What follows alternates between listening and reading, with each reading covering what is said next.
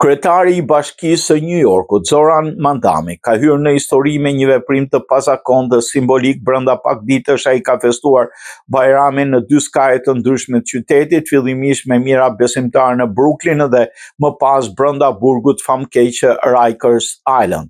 Pas faljes Bajramit në një nga komunitetet më të mëdha muslimane të qytetit, Mamdani zgjodhi të mos ndajë vetëm tek ceremonitë publike. Ai shkoi në Rikers Island ku u fal dhe ndau drekën me të burgosurit musliman, duke dhënë një mesazh që e cilësoi si dinjitet për çdo njeri kudo që ndodhet.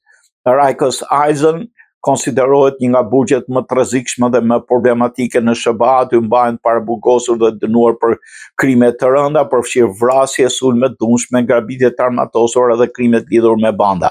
Institucioni është përfolur prej vitesh për dhunë të lartë brenda mureve të tij, për plasje mes të burgosurve, abuzime dhe kushte të vështira jetese, duke u bërë simboli krizës së sistemit penitenciar në New York. Pikërisht në këtë ambient të ashpër, pamjet e kryebashkiakut duke u falur mes të burgosurve dhe duke ndarë ushqimin me ta kanë krijuar një imazh krejtndryshe nga lideri urban mes besimit, politikës dhe mesazhit social. Ky veprim e bën atë kryebashkiakun e parë në historinë e New Yorkut që feston Bajramin publikisht si drejtuesi i qytetit, por dhe çon këtë simbolik brenda një burgu, aty ku zakonisht politika nuk shkon.